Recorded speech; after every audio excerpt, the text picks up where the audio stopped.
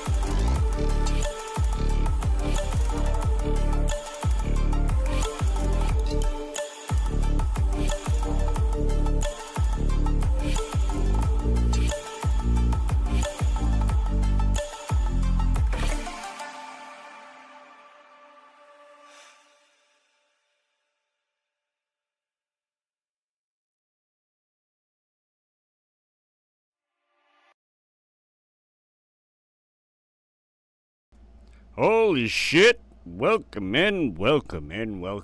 back. Oh, that was a fucking back crack and a half. Let's go. Oh my god. That was amazing. Jesus. Yeah, so back at it again with the Soviet Afghan War. Would say we're going to jump right into it, but I'm going to take a second to mention, if you didn't watch the Andrew Wilson debate that just happened over on the Fresh and Fit channel, maybe you should.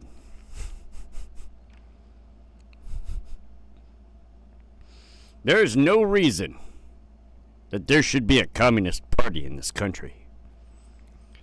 My grandfather, nor your grandfather, nor our great-grandfathers went and fought against communism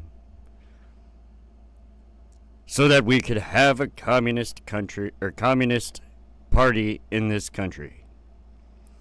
Seems kind of counterproductive and basically against everything we stand for as Americans. Why the fuck anyone would choose to be a part of the Communist Party blows my mind. That being said, we're gonna get into the Afghan-Soviet War. Talk about some fucking commies. Some damn commies. I'm just kidding.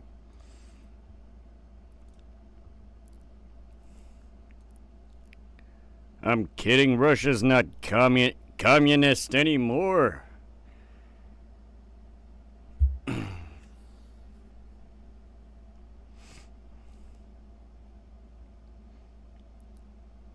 Uno momento.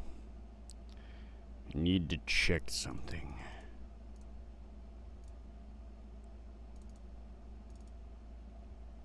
That's not that. Okay.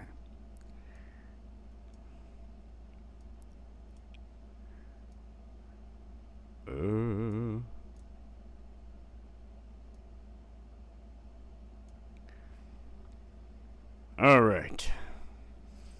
Let's fucking get into this shit here real quick. Change the damn channel. Change the damn channel.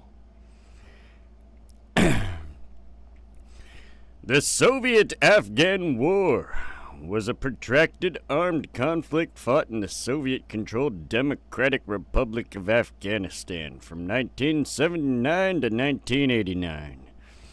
The war was a major conflict of the Cold War as it saw extensive fighting between the Soviet Union, the DRA, and allied paramilitary groups against the Afghan Mujahideen and their allied foreign fighters. While the Mujahideen were backed by various countries and organizations, the majority of their support came from Pakistan, the United States, the United Kingdom, China, Iran, and the Arab states of the Persian Gulf. Yep. That is correct. That's part of the reason I was okay with going over this one right now is we just went over the Gulf War not too long ago. And that being said, we fought people with weapons that we supplied them with. Shitty. Ain't it funny how the world works sometimes? The involvement of the foreign powers made the war a proxy war between the United States and the Soviet Union. It always is, a proxy war between the two strongest nations using other smaller nations to fight their battles for them. Kind of a dick move. You just go fight it your damn self, you assholes. I mean, it's technically the smarter move, one could argue, if you're trying to win a war, but still.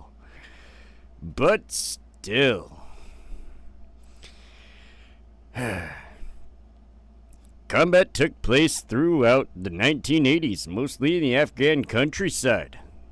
The Afghan countryside. Yeah, I got some pictures of that. The old Afghan countryside. Look at that. That's what the Afghan countryside looks like. Shit. Yeah, buddy. I mean, honestly, it got some beautiful mountain ranges, not gonna lie. Like, for a desert. Doesn't look much different than Arizona, to be honest with you. Shit. Anyways, the war resulted in the deaths of approximately 300,000 Afghans, while millions more fled from the... 3 million, not 300,000.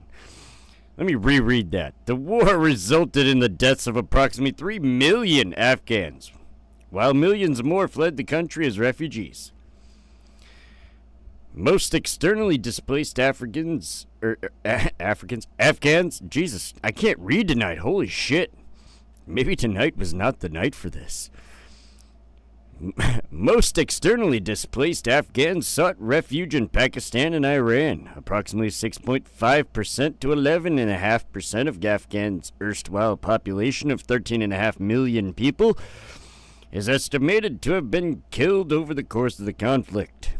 The Soviet Afghan War caused grave destruction throughout Afghanistan and has also been cited by scholars as a significant factor that contributed to the dissolution of the Soviet Union, formally ending the Cold War.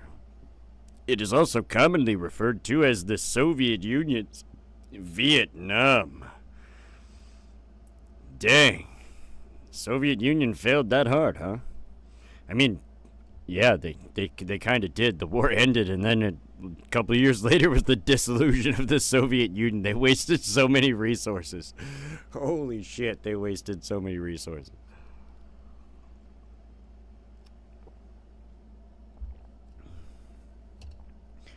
In March 1979, there had been a violent uprising in Herat, where a number of Soviet military advisors were executed. The PDPA have their flag right here. The PDPA, who determined they could not subdue the uprising themselves, asked for urgent Soviet military assistance. Everyone knows what the Soviet flag looks like. Everyone knows what the Soviet flag looks like. It's actually kind of a badass flag, not gonna lie. Not gonna lie. Not a badass place, but a badass flag.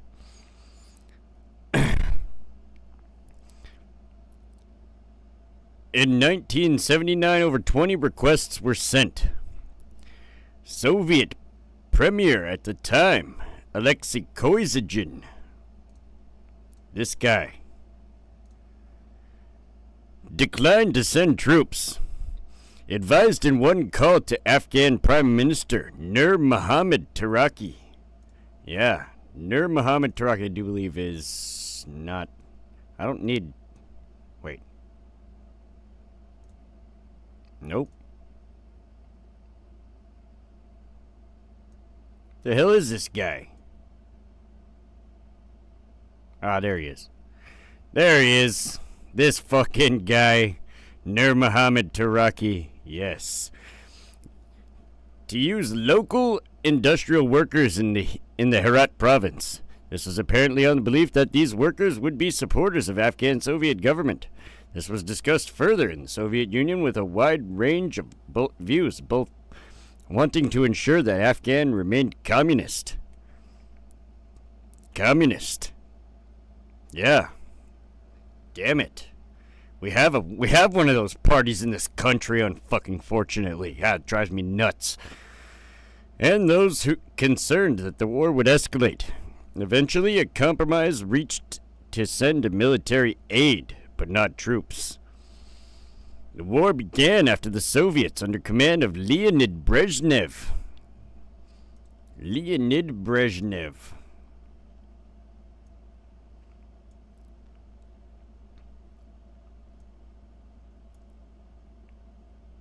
I wonder which guy Leonid Brezhnev is. Speaking of communism, real quick. Speaking of fucking communism. That guy that debated Andrew Wilson the other day. That guy was fucking pretty damn smart, not gonna lie. Like eerily smart. I mean... It was a good debate. Not gonna lie. But that kind of shit is dangerous when you have a smart communist. Most of them are stupid. That guy was fucking pretty intelligent. Some pretty not cool stuff. Anyways, the war began after the Soviets, under the command of Leonid Brezhnev, launched an invasion of Afghanistan to support the local pro-Soviet government that had been installed during Operation Storm 333. Numerous sanctions and embargoes were imposed on the Soviet Union by the international community in response. Soviet troops occupied Afghanistan's major cities and all the main arteries of communication, whereas the Mujahideen waged guerrilla warfare in small groups across the 80% of the country that was not subject to uncontested Soviet control. The Mujahideen. These failures right here. I know it's a shitty picture, but I mean, it was the best representation I could find. Anyways, almost exclusively compromising the rugged, mountainous terrain of the countryside. Yeah, we saw that earlier. In addition to laying millions of landmines across Afghanistan, the Soviets used their aerial powers to deal harshly with both Afghan resistance and civilians, leveling villages to deny safe haven to the Mujahideen, destroying vital irrigation ditches and other scorched earth tactics. There's those tactics and strategies. It was kind of like a blitzkrieg and a scorched earth at the same time. The Soviet government had initially planned to swiftly secure Afghanistan's towns and roads, to stabilize the People's Democratic Party of Afghanistan government, and withdraw all of their military forces in a span of 6 months to a year. So is it communist or is it democratic? What the hell's going on? Soviets trying to ensure that they stay communist, but People's Democratic Party of Afghanistan seems pretty democratic to me. I mean, maybe not. However, they were met with fierce resistance from Afghan guerrillas and experienced great operational difficulties on the rugged mountain terrain. By the mid-1980s, the Soviet military presence in Afghanistan had decreased to approximately 115,000 troops.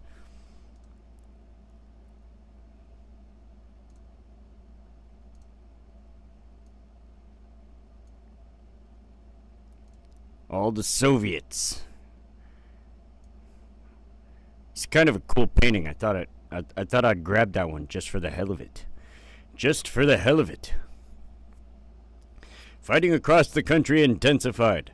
The complication of the war effort gradually inflicted a high cost on the Soviet Union as military, economic, and political resources became increasingly exhausted. By mid-1987, reformist Soviet leader Mikhail Gorbachev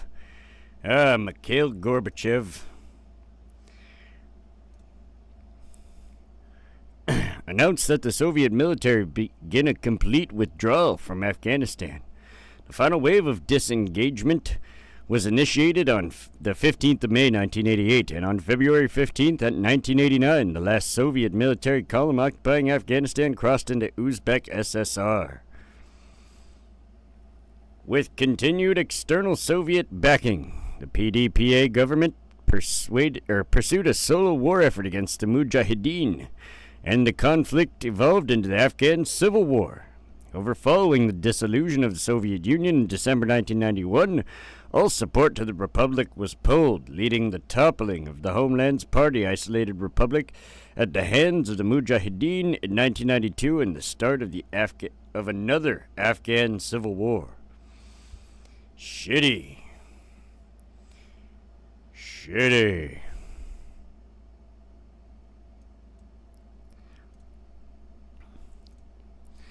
The Amin government, or Amin,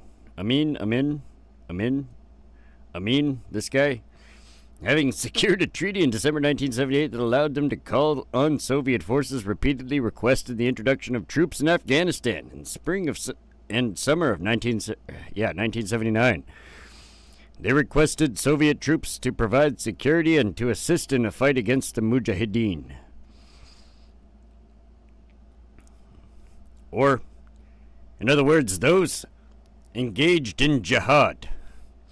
After the killing of Soviet technicians in Herat by rioting mobs, yeah, the rioting mobs, fucking crazy people. Rioting mobs.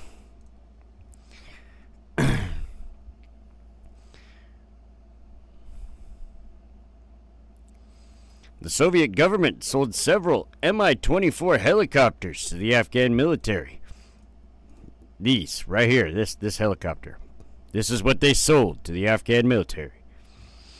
On the 14th of April 1979, the Afghan government requested that the USSR send 15 to 20 helicopters with their crews to Afghanistan. And on the 16th of June, the Soviet government responded by sending a detachment of tanks, BMPs, and crews to guard the government in Kabul and to secure Bagram and Shindand air bases.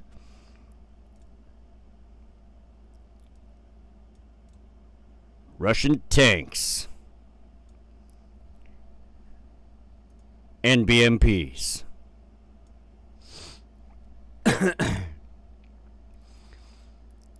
In response to this request, an airborne battalion commanded by Lieutenant Colonel A. Lamakin, I couldn't find his picture anywhere, arrived at Bagram on the 7th of July. They arrived without their combat gear, disguised as technical specialists. They were the personal bodyguards for General Secretary Taraki.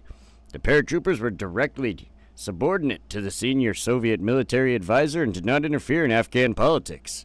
Several leading politicians, Shane, Democratic the same way DPRK is Democratic? Exactly, right? That's what I'm saying. I'm like, dude, the fuck? There's a lot of nations out there that call themselves democratic nations, but it's like, that's fucking questionable, man. That's fucking questionable. Several of the leading politicians at the time, Alexei Koizygin, we all know that guy, this guy, and Andrei Gromyko, I think that's this guy, no. This guy. Andrei Gromyko, terrible fucking names, were against intervention. After a month, the Afghan requests were no longer in individual crews and subunits, but for regiments and larger units. In July, the Afghan government requested that 2 motorized rifle divisions be sent to Afghanistan. The following day, they requested an airborne division in addition to earlier requests. They repeated these requests and variants to these requests over the following months, right up to December 1979. However, the Soviet government was in no hurry to grant them. Oh shit. Kozyygin speaking at Politburo session? Does that mean I have to try and read this with like a Russian accent? Should I do that? We should tell Taraki and the men to change their tactics. They still continue to execute those people who disagree with them. They are killing nearly all of the Parcham leaders, not only the highest rank, but of middle rank too. I think I nailed it. Based on information from the KGB, Soviet leaders felt that Prime Minister Hazifullah Amin.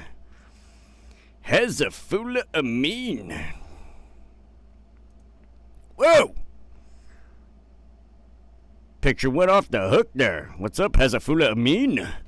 Actions had destabilized the situation in Afghanistan following his initial coup against the killing of Taraki. The KGB station in Kabul warned Moscow that Amin's leadership would lead to harsh repressions, and as a result, the activation and consolidation of the opposition. The Soviets established a special communication on Afghanistan, a special commission on Afghanistan, comprising of KGB chairman Yuri Andropov. I think I have a picture of that guy somewhere around here. No, that's Boris.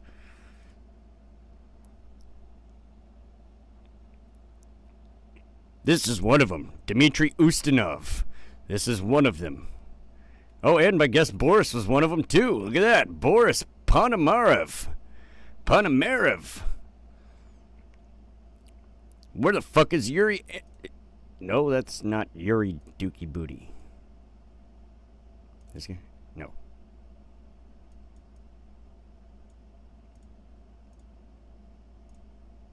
Man, do I not have a picture of this guy? I don't think... Yeah, there it is. He's got the weird alien head. That's right, I forgot about the fucking alien hairdo. Like somebody just took a machete and lobbed that shit right off at the top. Ah, shit. Yeah, alright. So, the Soviets established a special commission on Afghanistan comprising the KGB chairman Yuri Andropov, Boris Ponomarev from the Central Committee, and Dmitry Ustinov, the Minister of Defense. Yeah, Dmitry Ustinov, the Minister of Defense. That's not him. That's him. Look at all those medals. I'll guarantee you he didn't really do shit. Like, seriously, I see a bunch of military officers get on to fucking camera and they just like decked out. You're like, did you really do all that in combat? Beg to differ. Because I hear a bunch of fucking combat veterans come back with the craziest stories and like evidence to back it up, video footage and shit and all kinds of other crazy stuff. And they don't even have the same level of ribbons. And it's like these guys get like Medal of Honor and shit. And they still don't have that many ribbons. So, I don't know. I think it's just for the looks, to be completely honest with you. In late April 1979, the committee reported that Amin was purging his opponents, including Soviet loyalists, that his loyalty to Moscow was in question, and that he was seeking diplomatic links with Pakistan and possibly the People's Republic of China. The People's Republic. He's been scalped. That guy's eyes are messed, but holy shit, the medals. Yeah, seriously. This guy's looking in like four different directions. I only say that because he's using the reflection in his glasses to see two different directions out of two different eyes that are looking in two different directions. Shit. Or is that eight different? He's looking in 8 different directions. Oh shit, fuck. No way. Anyways. Shit. Of specific concern were Amin's supposed meetings with the U.S. Charge d'Affaires, J. Bruce Armstutz, which were used as justification for the invasion by Kremlin. Information forged by the KGB from its agents in Kabul provided the last arguments to eliminate Amin. Supposedly, 2 of Amin's guards killed the former General Secretary Nur Mohammad Taraki. Yep, we know who Nur Mohammad Taraki is. Nur Mohammad Taraki. This guy's got like fake teeth all the way back. Look at them shiny motherfuckers. He's wearing like a half grill. This guy's got like a half grill going on. Nothing gets by me. Shit. Ah, fuck. 2 of Amin's guards killed the former General Secretary Nur Mohammad Taraki with a pillow, and Amin himself was portrayed as a CIA agent. The latter was widely discredited, with Amin repeatedly demonstrating friendliness towards various delegates of the Soviet Union and Afghanistan and maintaining the pro-Soviet line. Soviet General Vasily Zaplatin, a political advisor of Premier Brezhnev at the time, claimed the 4 of General Secretary Taraki's ministers were responsible for the destabilization. However, Zaplatin failed to emphasize this in discussions and was not heard.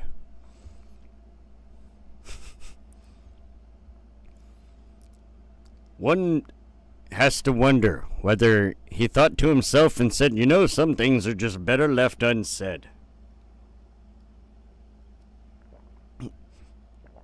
Dude's mouth is worse than your house. During meetings between General Secretary Taraki and the Soviet leaders in March 1979, the Soviets promised political support and to send military equipment and technical specialists. But upon repeated requests by Taraki for the direct Soviet intervention, the leadership adamantly opposed him. Reasons included that they would be met with bitter resentment from the Afghan people, that intervening in another country's civil war would hand a propaganda victory to their opponents, and Afghanistan's overall inconsequential weight in international affairs. In essence, realizing that they had little to gain by taking over a country with a poor economy, unstable government, and a population hostile to outsiders. However, as the situation continued to deteriorate from May to December 1979, Moscow changed its mind on dispatching Soviet troops.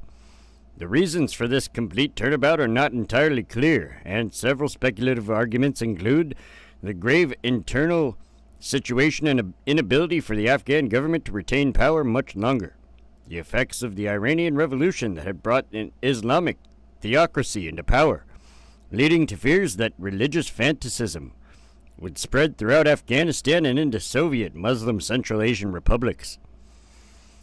Taraki's murder and replacement by Amin, who the Soviet leadership believed had secret contacts with the American embassy in Kabul and was capable of reaching an agreement with the United States.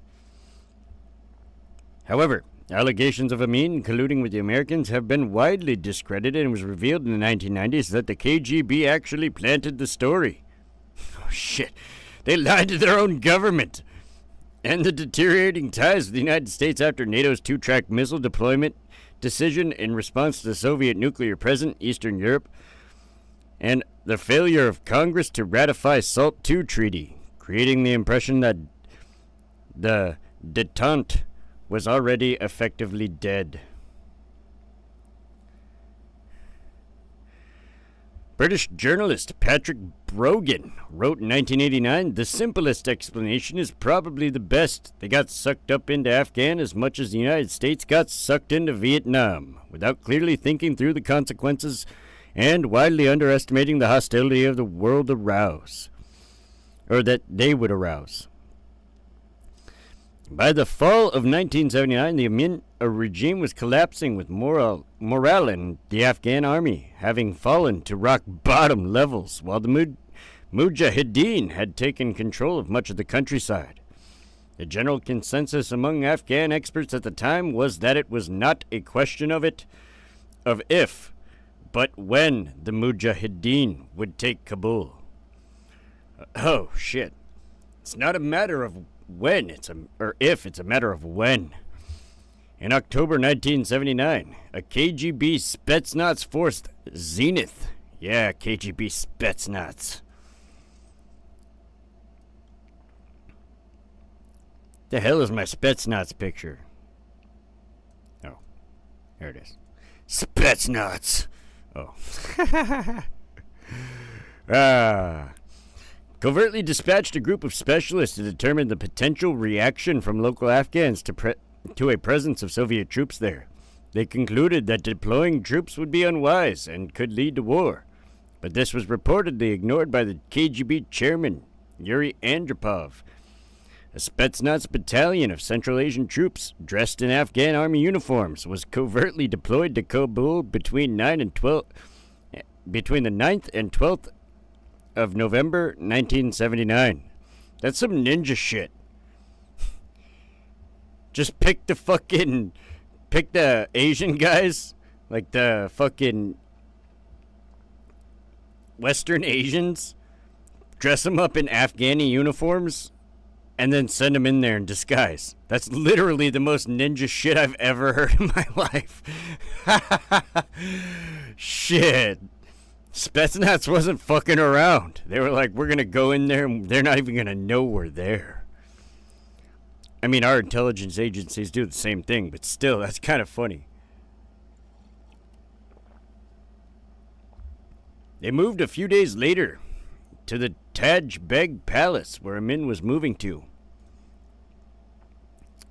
Yeah, that palace that was eventually attacked and fucking destroyed. This one right here. Whoa! In Moscow, Leonid Brezhnev was indecisive and waffled, as he usually did when he faced with a difficult decision.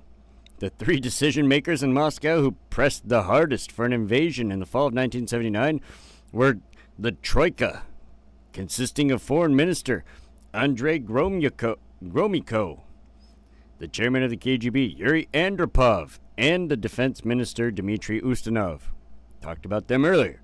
Principal reasons for the invasion were the belief in Moscow that Amin was the leader of both incompetent and fanatical who had lost control of the situation. Gee, my bet is the only real piece of gear there is the scopes on the guns. I don't know, man. AKs are pretty fucking... Like, I like AKs. Never had a jam in my life with an AK. I have with an AR many times. I've had to deal with a fucking jammed AR. Never in my life have I fucking dealt with a jammed AK. I just like the feel of the AK. I don't know. I like AKs. They're good. They're good weapons, dude. Like, fuck.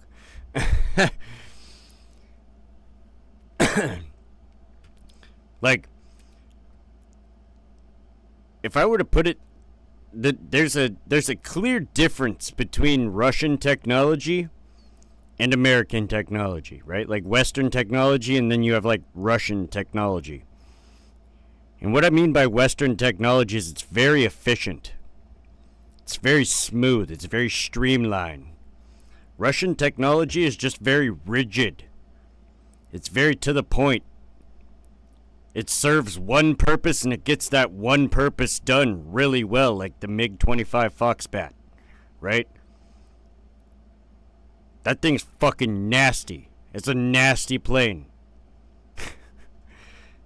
Russian technology is not shit. It's not shitty. It's very rigid, very rugged, but it has to be. Think about it. You have to deal with shit like Siberia and fucking whatever else. They have the largest landmass covering in the entire planet as far as the country's concerned. They have to manage all that.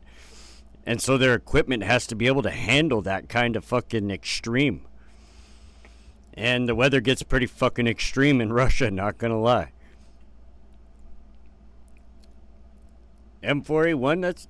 Yeah, I mean, they're not bad. Like, trust me, dude, my fucking... I have a 30-30 my grandpa gave me, and that's probably my favorite rifle of all time. American made, right here in America. Right here in America. It's a bolt-action 30-30. Fucking love it. Fucking love it. I don't ever use it, because it's my grandpa's, and fucking that's like keepsake. But I have it, nonetheless, and it is my favorite rifle. And if I ever had to, I could. Yeah, buddy. Haha, let's go. Let's go. Ah, man. I love that shit, dude. I love that shit. I know, like, semi-automatic and blah, blah, blah, but there's just more feel when it's a lever action, dude. There's just more feel. Just more feel to it.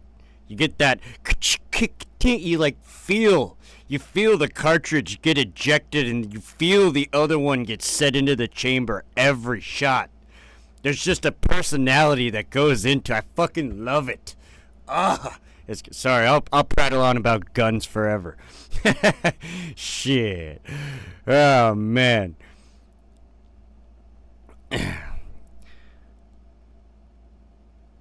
Andropov, Gromyko, and Ustinov all argued that the radical Islamist regime came to power in Kabul and it would attempt to sponsor radical Islam in Soviet Central Asia, thereby requiring a preemptive strike.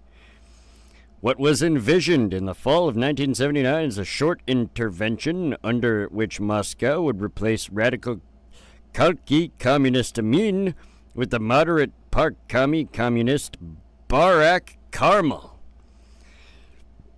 Sorry, Barback Carmel, this guy. Whoa! Barback Carmel. Ah, shit. To stabilize the situation. Contrary to the contemporary view of Brzezinski,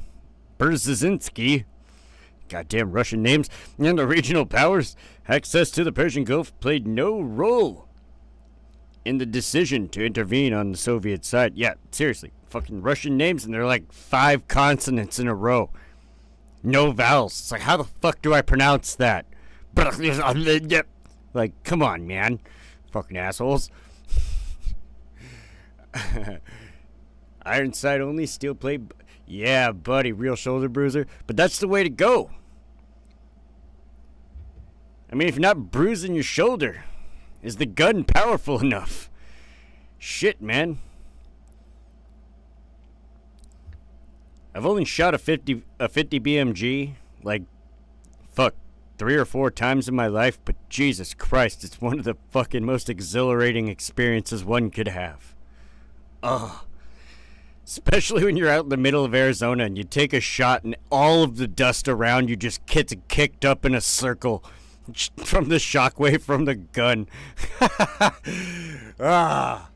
Yep. Yeah, rifles are the best. Man.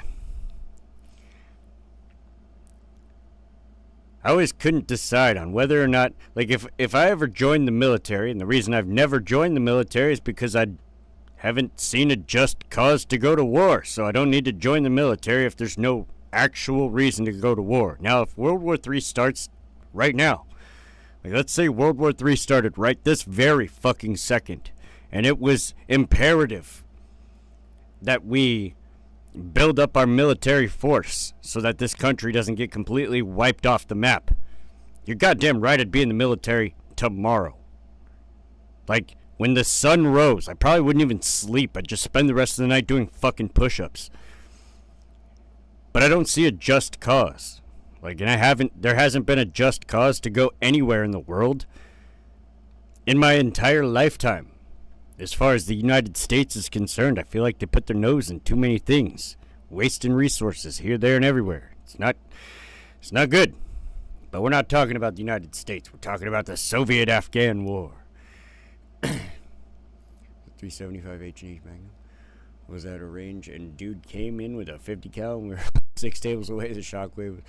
Yeah, dude, 50 cals are crazy. Holy shit. One of the most exhilarating experiences are because you literally feel it, like, in your lungs. Kind of takes your breath for a second. It's fucking amazing. The concerns raised by the chief of the Soviet Army General Staff Marshal Nikolai Ogarkov. Man, I don't remember which guy that guy is. But wait, hold on. Let me just reiterate something real quick. I wanted to say this earlier, but nobody was in the chat. So now that there's people in the chat, let me just go ahead and say this real quick. Fucking, there should not be a goddamn communist party in this country. What the fuck? What is going on, America? Like, I'm not even kidding at this point. What the fuck is going on, America?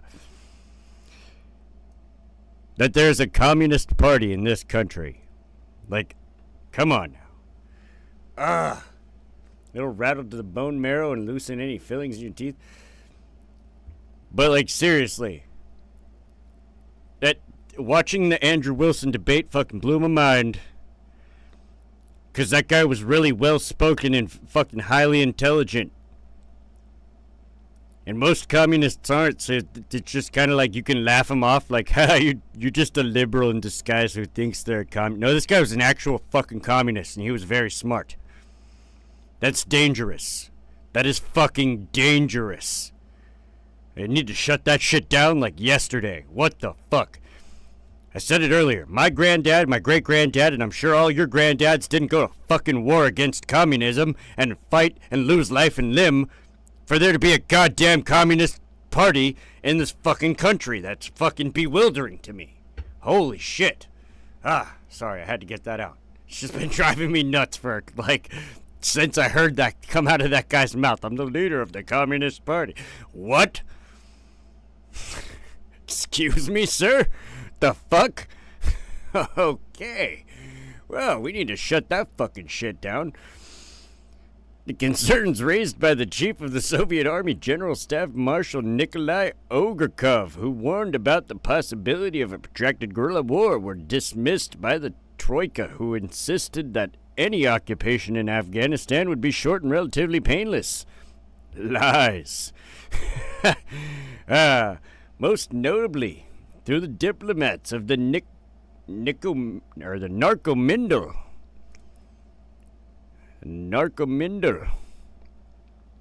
At the embassy in Kabul and the KGB officer stationed in Afghanistan were well informed about the developments in that country. Such information rarely filtered through the decision makers in Moscow, who viewed Afghanistan more in the context of the Cold War rather than understanding Afghanistan as a subject in its own right.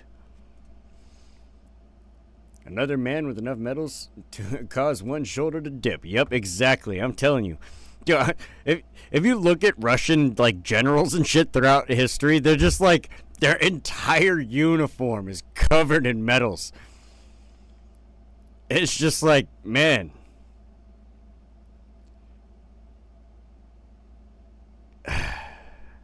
Highly doubt you did any of that, but okay, whatever. Whatever. I almost feel like they get the awards for their soldiers' accomplishments, which is fucking bullshit. You didn't do any of the work. But I was the leader that allowed it all to happen. I was the master. No, you weren't. You weren't. You said, we need to get this done. I trust you can do that. And the soldiers went out and did the nitty-gritty, got their fucking boots dirty, and got in the mud and fucking did the thing for you. And you took all the credit, you fucking limey bastard. You limey bastard.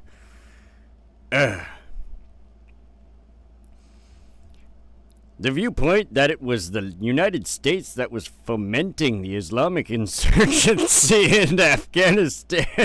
Sorry, that's fucking funny. The viewpoint that it was the United States that was fucking Russian propaganda on itself. The United States, they're the same way we are about them. Fucking legendary. Holy shit. That the United States that was fomenting the Islamic insurgency in Afghanistan with the aim of destabilizing Soviet-dominated Central Asia tended to downplay the effects of an unpopular communist government pursuing policies that the majority of Afghans violently disliked as a generator of the insurgency, and strengthened those who argued some sort of Soviet response was required to supposed outrageous American provocation. Yeah, we didn't have any. I don't think we had anything to do with Islam becoming popularized in Afghanistan, dude. Shit. You sent 20,000 people to death, have an award, and then another medal for the 7 that came back. Who you then shot for Yeah, serious. Oh my god, not even kidding. Damn, dude.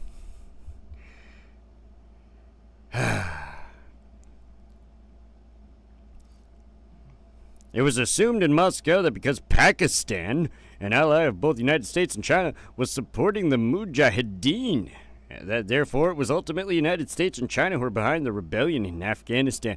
You know what's funny? United States and China were allies. This is all really recent. This is just before 1990. 1979 to 1989. This is really recent.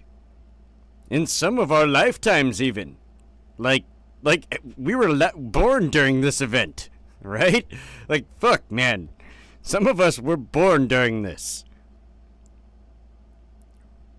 United States, China, allies. Russia, China, not allies. Here we are, 30 years later. United States and China hate each other. Russia, China, they're fucking besties. What the fuck? Dude. Not the United States. The world, the countries in the world, ally with each other like high school girls go through friendships. I'm just gonna throw that out there. The countries of the world ally each other, or ally with each other over time, like high school girls have friendships throughout high school. Just throwing that out there. There's a lot of similarities.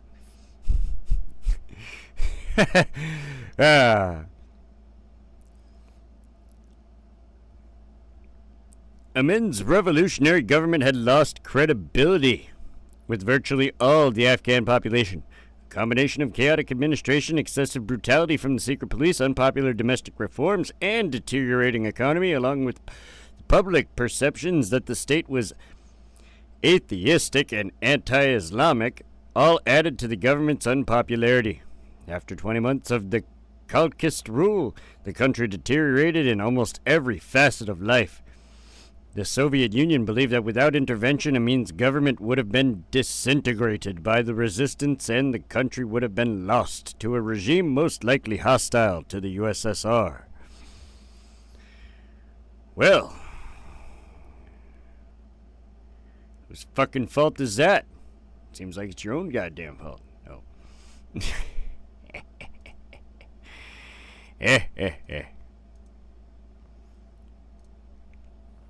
On October 31st, 1970... Halloween!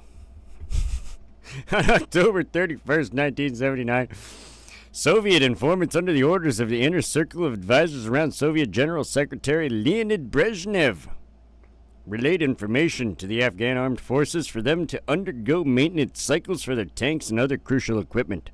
Meanwhile, telecommunications links to areas outside Kabul were severed, isolating the capital.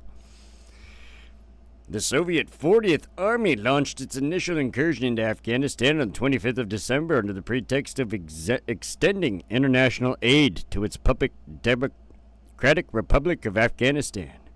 On the 25th of December, Soviet Defense Minister Dmitry Ustinov issued an official order stating that the state frontier of the Democratic Republic of Afghanistan is to be crossed on the ground and in the air by forces of the 40th Army and the Air Force at 1500 hours on the 25th of December. This was the formal beginning of the Soviet invasion of Afghanistan. Subsequently, on the 27th of December, Soviet troops arrived at Kabul International Airport, causing a stir among the city's residents. Ah, yes, Kabul International Airport. I got a picture of Kabul International Airport from the sky. Wait, that's not that. Where the fuck is it? Hello?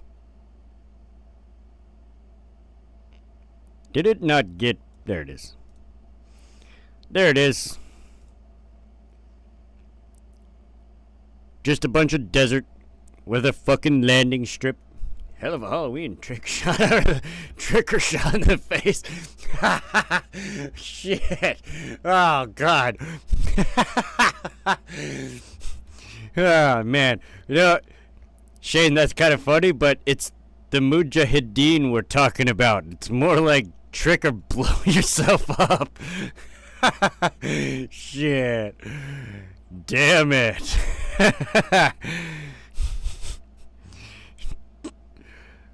What? Ah. Shit. Where was I at? Oh, right there. Okay. Simultaneously, Amin moved the offices of the General Secretary to the Taj Beg Palace. Back to the Taj Beg Palace. This remarkably modern-looking piece of architecture back in the fucking late 70s in Afghanistan. All right? Seems pretty modern for Afghanistan, not gonna lie. Believing this location to be more secure from possible threats. According to Colonel General Tukharinov and Mirimsky, Amin was fully informed of military movements, having requested Soviet military assistance to northern Afghanistan on the 17th of December. His brother and General Dmitry Chiangov met with the commander of the 40th Army before Soviet troops entered the country to work out initial routes and locations for Soviet troops. Trick or boom belt? Yeah. What's crazy is just down the road from me, there's houses that put that place to shame. Really. I could imagine. I mean, shit, there's fucking places all around me that put this fucking place to shame. Shit, my house puts this place to shame. As far as like, well, I mean, I guess this place technically puts my house to shame. I guess, because it's like, I don't know. I may have a lot of shit on my 16-acre property, but it does. I don't have pillars. I wish I had pillars. Come on. And two separate wings of the building.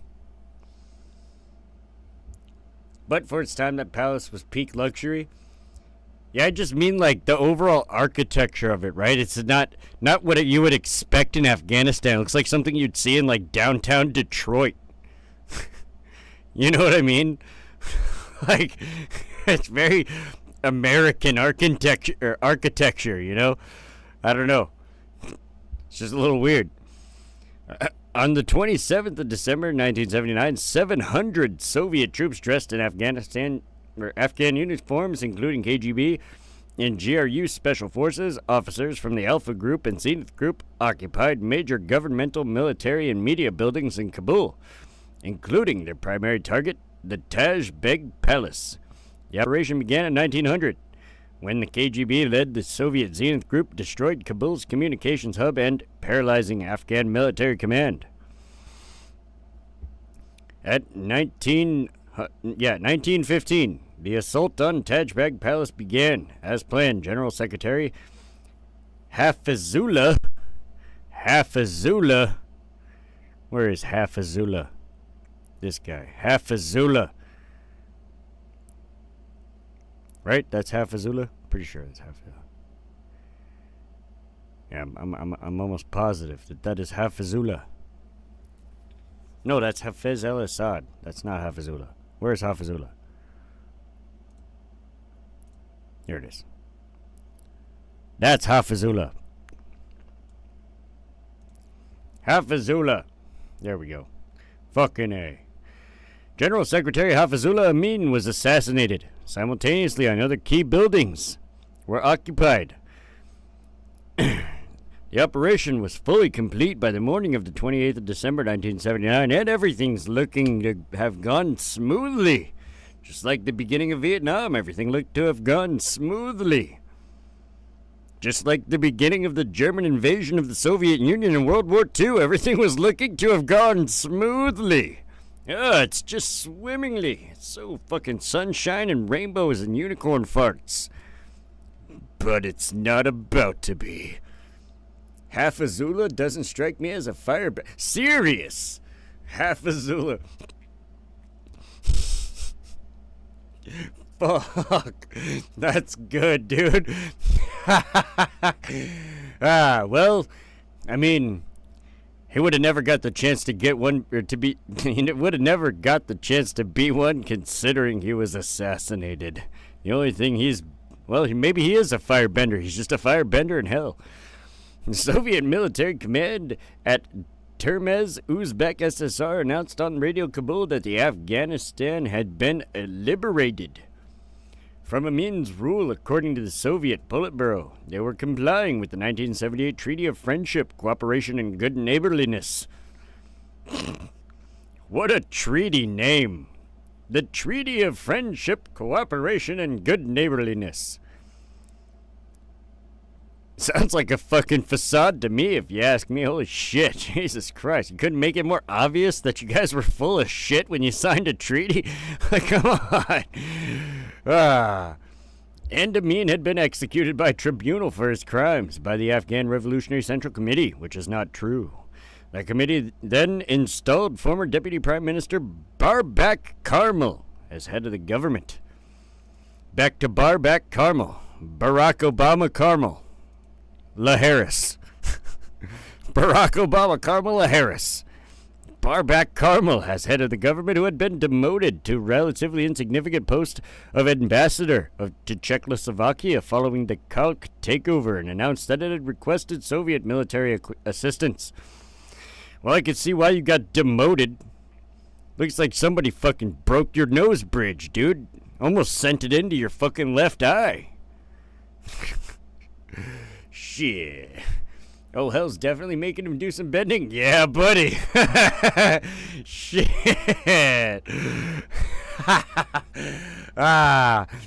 Soviet ground forces under the command of Marshal Sergei Sokolov entered Afghanistan from the north on the 27th of December in the morning of when.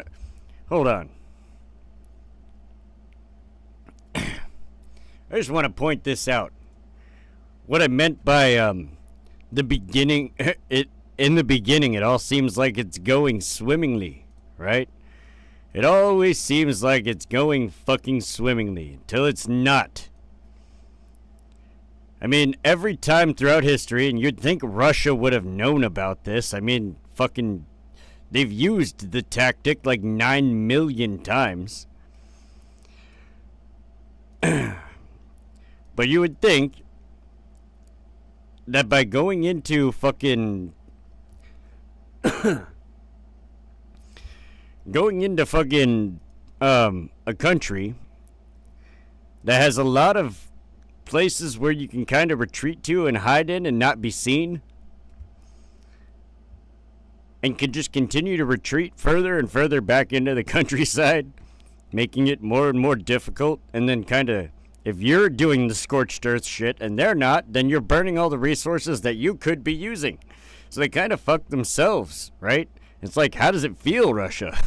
How does it feel to deal with the same shit that everybody had to deal with trying to invade you? Oh, how the tables have turned. Oh, how the tables have turned, Sergei Sokolov. Sergei Sokolov. Oh, wait. Gross. Gross.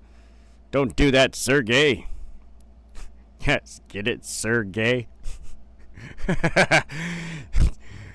Soviet ground forces under the command of Marshal Sergei Sokolov entered Afghanistan from the north on the 27th of December. In the morning, the 130 Guards of Vitebsk Airborne Division landed at the airport at Bagram and then deployment of Soviet troops in Afghanistan was underway. The force that entered Afghanistan, in addition to the 103rd Guard Airborne Division, was under the command of the 40th Army and consisted of the 108th and 5th Guards Motor Rifle Divisions, the 860th Separate Motor Rifle Regiment, the 56th Separate Airborne Assault Brigade, and the 36th Mixed Air Corps.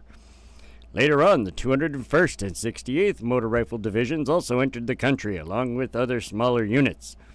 In all, the Soviet force was around 1,800 tanks, 80,000 soldiers, and 2,000 AFVs. In the second week alone, Soviet aircraft had made a total of 4,000 flights into Kabul. With the arrival of 2 later divisions, the total Soviet force rose to over 100,000 personnel.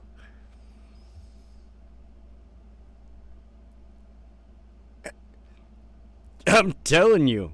I'm fucking telling you, right, dude? Sergei Sokolov. Yeah, Sergei Sokolov. That sucks. Oh, shit. It's just unfortunate, man. You know, some names in the world are just unfortunate. Like, one thing that I do enjoy is the English fucking language, because Jesus, the amount of puns you can make is just unreal. Just unfucking real. It's amazing. Oh, man. Oh, man.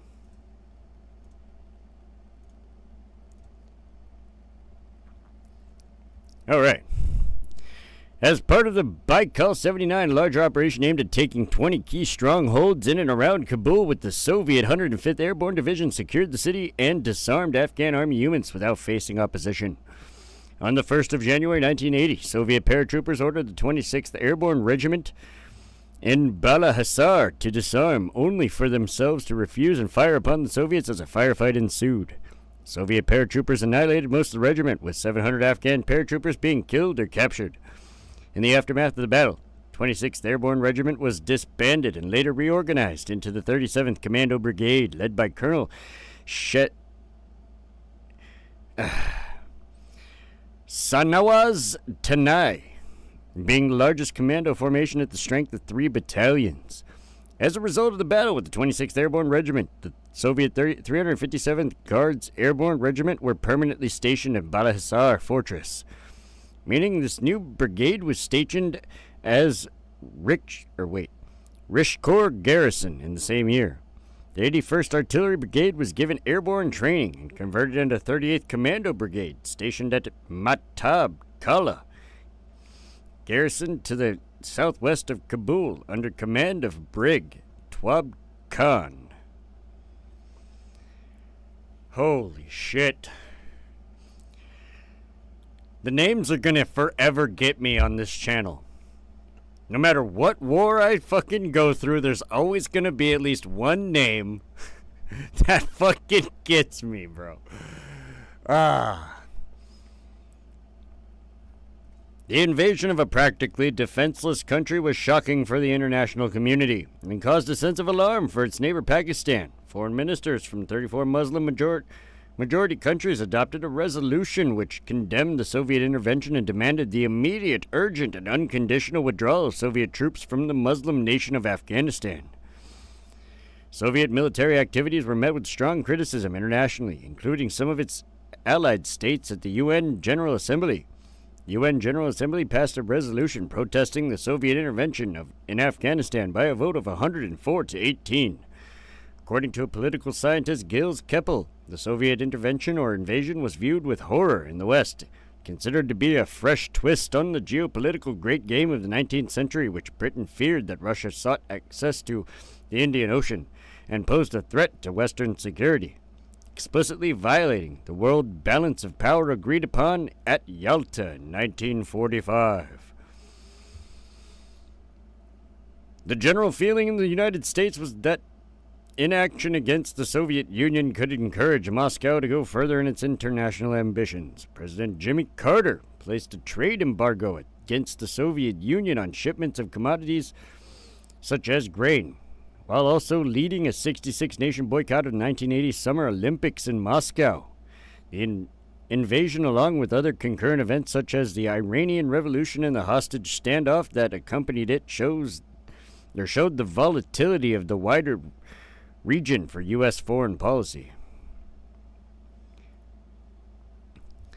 Massive Soviet forces have invaded the small, non-aligned sovereign nation of Afghanistan, which had hitherto not been an occupied satellite of Soviet Union. This is a callous violation of international law and the United Nations Charter. If Soviets are encouraged in this invasion by eventual success, and if they maintain their dominance over Afghanistan and then extend their control to adjacent countries, the stable, strategic, and peaceful balance of the entire world will be changed. This would threaten the security of all nations, including, of course, the United States, our allies, and our friends. U.S. President Jimmy Carter during the address to the nation, January 4th, 1980. Carter also withdrew the SALT II treaty from consideration before the Senate, recalled the U.S. Ambassador Thomas J. Watson from Moscow, and suspended high-technology exports to the Soviet Union. China condemned the Soviet coup as its military buildup, calling it a threat to Chinese security. Both the Soviet Union and Afghanistan shared borders with China. That had marked the worst escalation of the Soviet expansionism in over a decade, and that it was a warning to other third world leaders with close relations to the Soviet Union. Vice Premier Deng Xiaoping warmly praised the heroic resistance of Afghan people. Beijing also stated that the lackluster worldwide reaction against Vietnam encouraged the Soviets to feel free invading Afghanistan. Ba'athist Syria, led by Hafez al-Assad, was one of the few states outside the Warsaw Pact that publicly favored the invasion. Soviet Union expanded its military support in the Syrian government in return. The Warsaw Pact Soviet satellites publicly supported the intervention. However, a press account in June 1980 showed that Poland, Hungary, and Romania privately informed the Soviet Union that an invasion was a damaging mistake.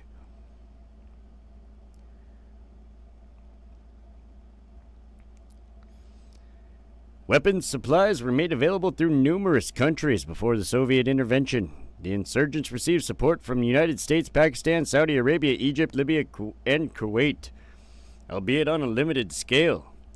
After the intervention, aid was substantially increased. The United States purchased all of Israel's captured Soviet weapons clandestinely, and then funneled the weapons to the Mujahideen. While Egypt upgraded its army weapons and sent the older weapons to the militants. Turkey sold their World War II stockpiles to United States, playing both sides here. I see you motherfuckers. That's kind of funny. Turkey sold their World War II stockpile to the warlords, and the British and Swiss provided blowpipe missiles and the Oerlikon anti-aircraft guns, respectively. After they were found to be poor models for their own forces, China provided the most relevant weapons, likely due to their own experience with guerrilla warfare, and kept meticulous record of all shipments. Well, of course they did. U.S., Saudi, and Chinese aid combined totaled between $6 billion and $12 billion. In 1980,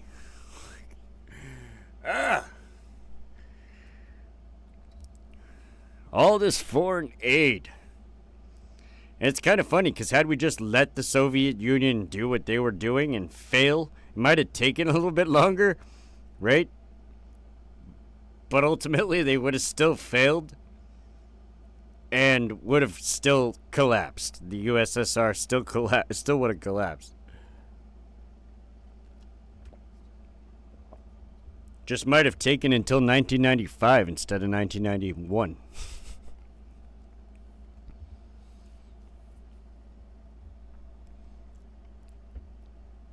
In the wider Cold War, drastic changes were taking place in the southwestern Asia, concurrent with the 1978-1979 upheavals in Afghanistan that changed the nature of the two superpowers. In February 1979, the Iranian Revolution ousted the American-backed Shah from Iran, losing the United States as one of the most powerful allies. The United States then deployed 20 ships in the Persian Gulf and the Arabian Sea, including 2 aircraft carriers, and there were constant threats of war between U.S. and Iran. Foreshadowing. U.S. regularly plays both sides, sign them into debt, make money no matter who wins. They learned that move from the Swiss. Yeah. Yep. And then on top of that, it's funny because we always sell everybody our outdated shit that's just like, yeah, we're not worried about. Like, we regularly test our new shit on our old shit just to make sure that our new shit can beat our old shit, and then we sell off our old shit. The fucking legends, bro. The legends. Ah, shit.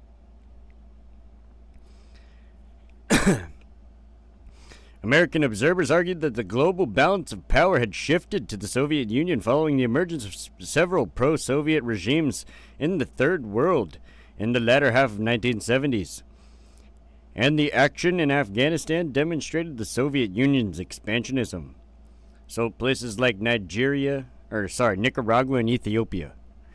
Nicaragua and Ethiopia were apparently like pro-Soviet. What the fuck? Ethiopia, they just were like, this could be a dick thing to say. They were just like, hey man, if they're willing to send us some food.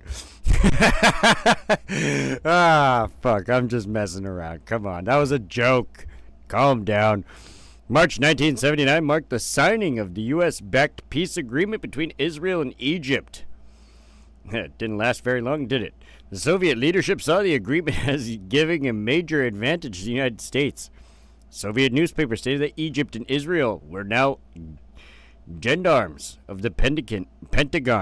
Yeah, they were just extensions of the Pentagon. Yeah, whatever. Say what you want to say. I would say that the Pentagon is an extension of another little state. Not one of our countries, but You know, a certain state in a certain part of the world. That I mean technically is a country, but whatever. Not going to get into that. The Soviets viewed the treaty not only as a peace agreement between their erstwhile allies in Egypt and the United States supported Israelis, but also as a military pact. In addition, the U.S. sold more than 5,000 missiles to Saudi Arabia, and the USSR, previously strong relations with Iraq, had recently soured. As in June 1978, it began entering into friendlier relations with the Western world and buying French and Italian-made weapons, though the vast majority still came from the Soviet Union and Warsaw Pact satellites and China. Well, yeah, I mean, Iraq was getting ready to, like, fucking invade Kuwait. Ah, shit. U.S. right now getting M1 Abrams. I know, dude, what the hell? Russia captured one and was all happy about it, not realizing U.S. M1 A3 SEP or some yeah, dude, not only that, it's like the way we're at, or where we're at with directed energy weapons, tanks are about to become completely obsolete. I hate to say it, but tanks are about to become completely obsolete with directed energy weapons. You just turn it into a fucking heated piece of metal real quick and cook everyone inside of it. Oops, sorry. Just cooked all those human beings inside that tank at 500 degrees. My bad. Tank's obsolete now. Fuck, but seriously, the way technology's going, it's going to be strictly aerial warfare for a long time. Maybe not a long time, but it's going to transition more and more that who can fly the highest and deal the most damage the fastest. That's basically what it's going to come down to, because anything else is going to be, you know, subject to whatever ground bullshit defense systems we have, right? So, the way technology is going, it's like, yeah, take that M1A1. We have technology we can use to just cook your troops inside of it, so we don't really care. The only reason we don't employ that kind of technology is because we don't want the rest of the world knowing we have shit like that until it's absolutely necessary. Kind of like the nuclear bomb. It's like the world didn't know that existed until we dropped it on Japan.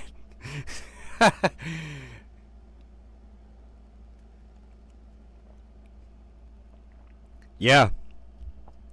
Yeah, dude. I've seen all kinds of shit. Tanks already being phased out by the first Gulf War, if you're remembering the Gulf War, right? Yeah. Yeah, they were. I mean, kinda. The reason that tanks were being phased out is, like, mainly because of shit like the A-10 and Apache helicopters.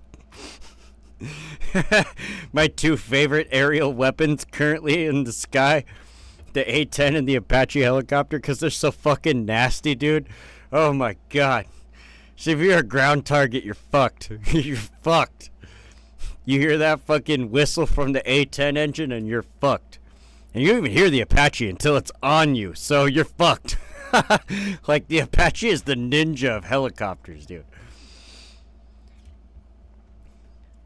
The Soviet invasion had also been analyzed with the model of the resource curse. The 1979 Islamic Revolution in Iran saw a massive increase in scarcity and price of oil, adding tens of billions of dollars to the Soviet economy, as it was the major source of revenue for the USSR that spent 40 to 60% of its entire federal budget, 15% of the GDP, on military. The oil boom may have overinflated national confidence, serving as a catalyst for the invasion. The Politburo was temporarily relieved of the financial constraints and sought to fulfill a long-term geopolitical goal of seizing the lead in the region between Central Asia and the Gulf.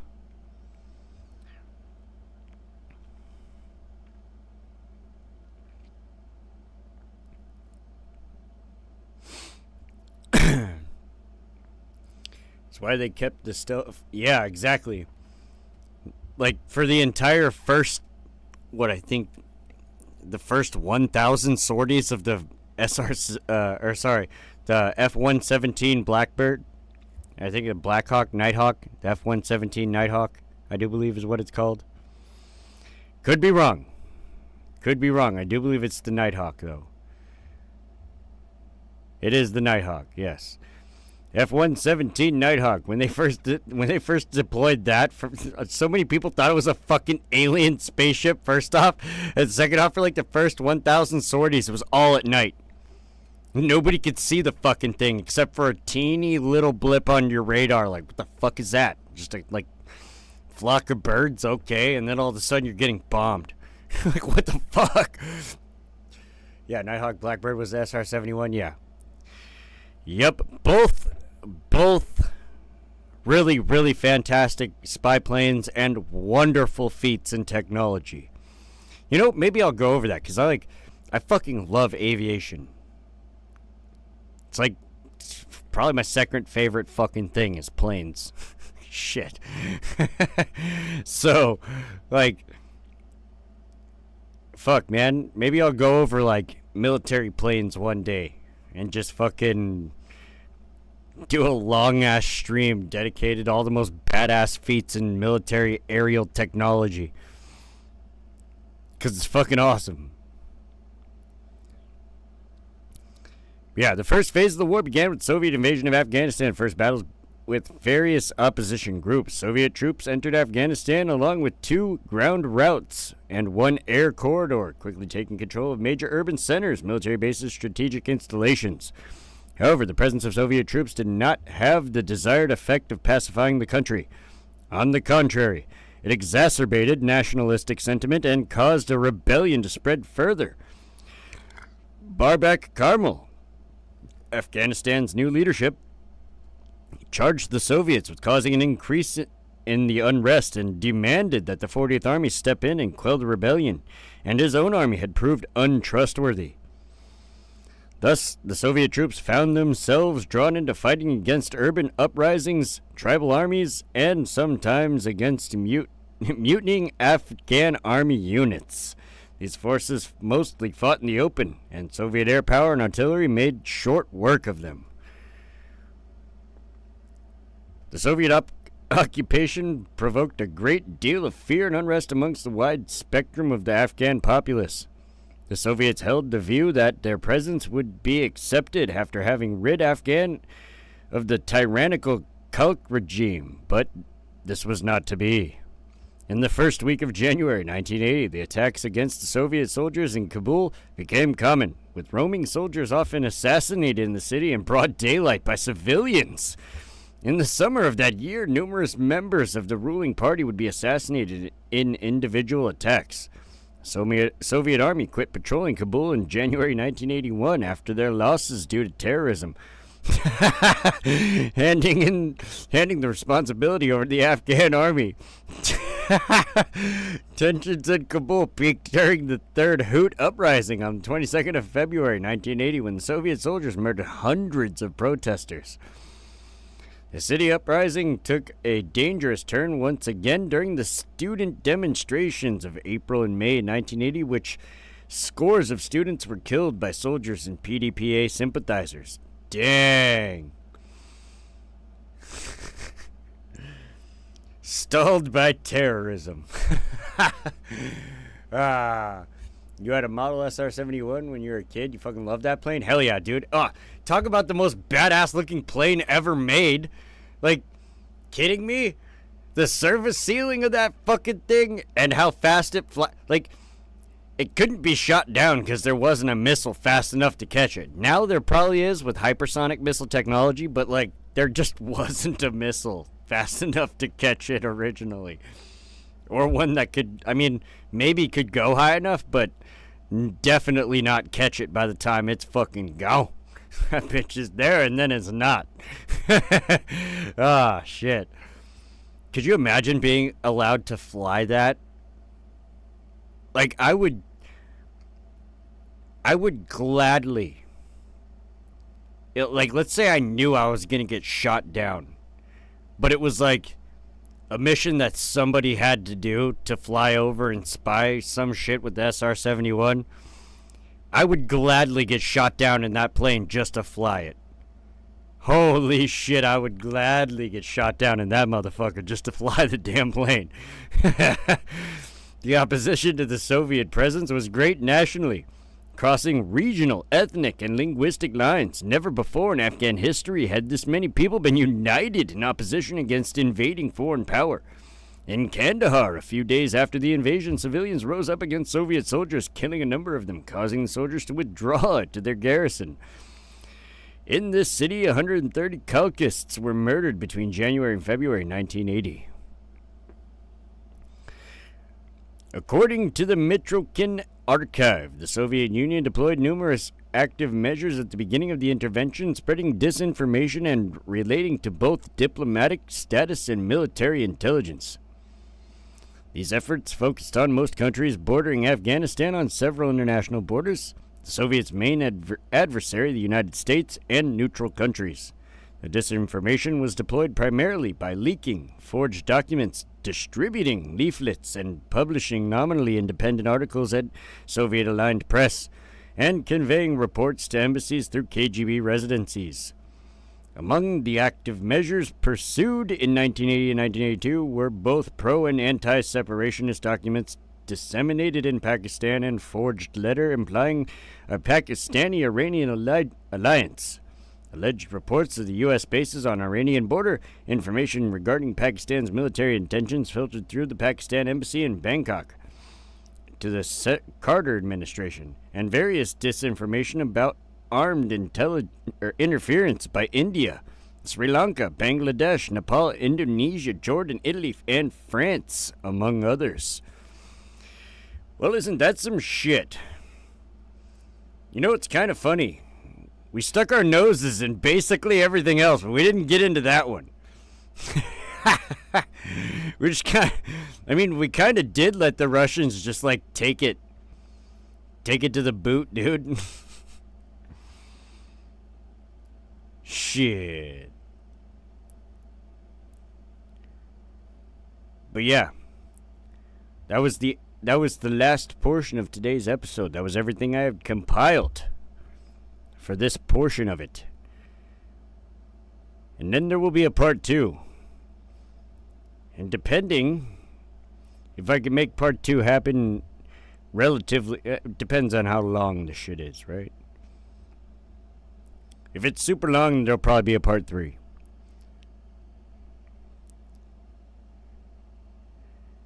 Because there's a couple of things I want to go over. One, obviously, I want to go over the aerial engagements and kind of focus on that for a minute, because that was one of the major tactics used in the war.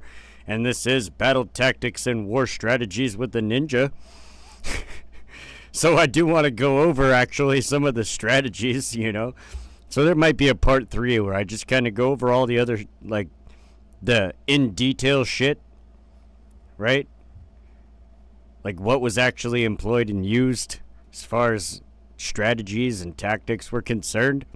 And then go over why the hell they failed. Which is pretty much the same reason everyone's failed trying to invade them.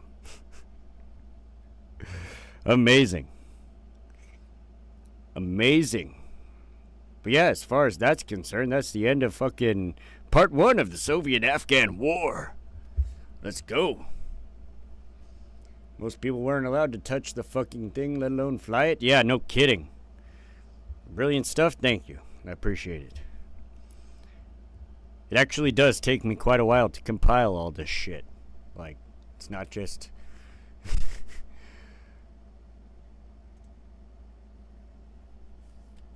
It's not just fucking, well, there it is. Let's just fucking... No, I actually take the time to, pull all these goddamn pictures and fucking watch documentaries, look at specific news articles and fucking other shit from the time and whatnot to make sure that the information I'm going over is accurate and not in any way skewed or misrepresented. So I do my best to do the research before these different war segments, right? Generally somebody will make a request and it'll take a few days to come up with the episode, the content for the episode, but that's because I'm spending hours of each day, while I'm working, I'll have a documentary playing in the background, and I'll just be listening to the documentary while I'm working, right? Just constantly absorbing information. Granted, it's something that I enjoy doing. It still takes up a lot of my time, right? And a lot of it is to put this content out there so that if in the event World War III does end up happening, because we're pretty fucking close, I mean, there's some shit going on in the Middle East that I can't talk about on YouTube, but, I mean, what happens when they're done with the first one? You know they're not going to stop there. So, you know, like, you keep poking the bear, at some point it's going to bite you. And unfortunately, Russia and China and North Korea and South Africa are all, and Argentina, are all allied with the goddamn bear. Stop poking the fucking bear. Stop poking the fucking bear, goddammit.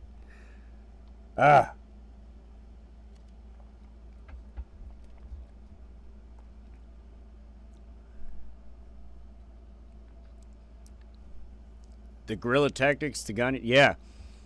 Yeah, exactly. I mean, shit, man, guerrilla tactics have been effective since the dawn of humanity. Like, if you go back and you look, you'll find most armies kind of pulled this shit. Like, most successful armies pulled, like, either bait-and-switch tactics or some kind of guerrilla hit-and-run warfare. Use lighter troops to attack heavier troops in terrain that doesn't make sense for heavier troops to be in. Oops. And then know the terrain better. Oops. Home field advantage, literally. I mean, shit. Home field advantage was not originally a sports fucking reference. Home field advantage was originally a wartime reference talking about the battlefield, right? Who has the home field, the home battlefield, and the home field advantage? Who is the invading force and who is not, right? I'll use the battle, or, the sieging of Troy as an example. Oh, nobody could siege Troy. They tried for years and years. Nobody could siege Troy. And the only way to do it was the Trojan horse. It had to be some kind of clever ninja tactic to get into that motherfucker, right? But they always had the home field advantage. They're backed up against a mountain range. Really high, really thick walls on all sides. And an army big enough to be able to cover the entire frontal, access point. Which means you have to get through an army and then get through walls and then get through, you know what I mean? It's just layers of fucking defenses. And behind that is terrain you can't get an army over. Right? It's that kind of shit. Home field advantage. Yep. God damn it, I love talking about strategies. Strategies and tactics. They're all fucking clever. So that being said, any of you guys in the chat, if you want me to go over a specific battle throughout history, let me know. I'll go over it, or a specific war, right? Obviously, World War I and World War II are going to get covered. But the way that I'm going to go about doing that is not covering the entire war, right? Because that would take me 30 episodes. I'm going to cover them battle specific, right? For World War I, I'll probably just do everything battle specific. And then for World War II, I'll go by the different theaters, like the Pacific Theater, the fucking Western Front, the Eastern Front, that kind of shit, right?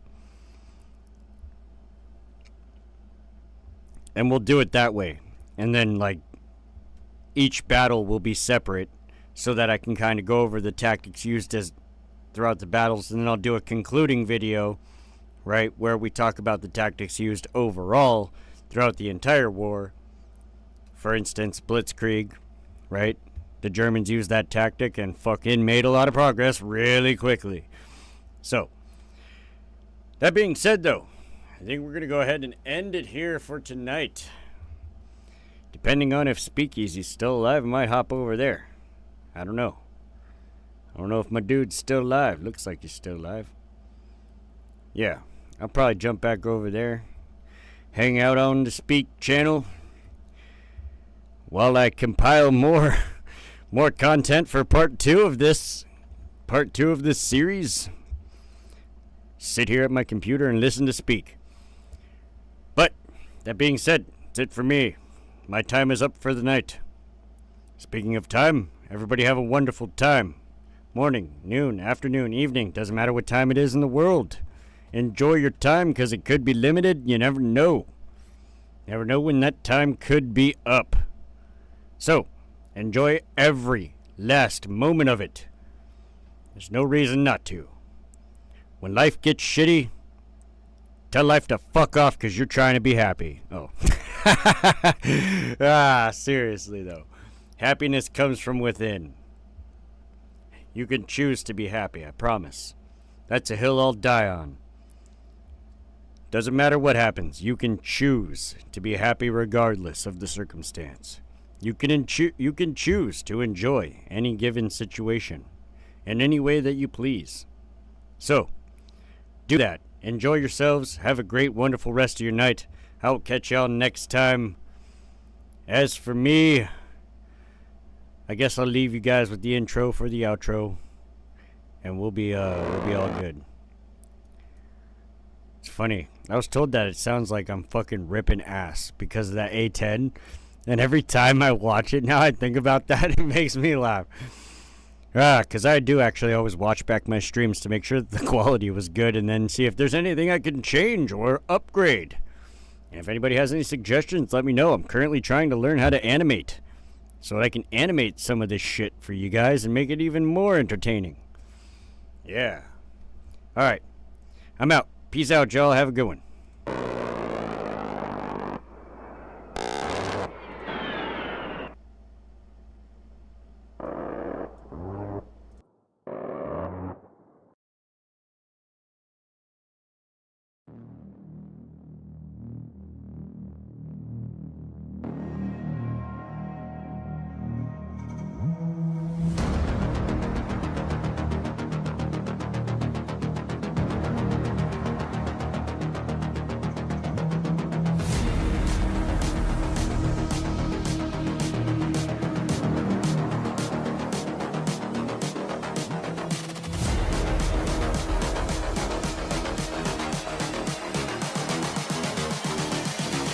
I just wish he knew.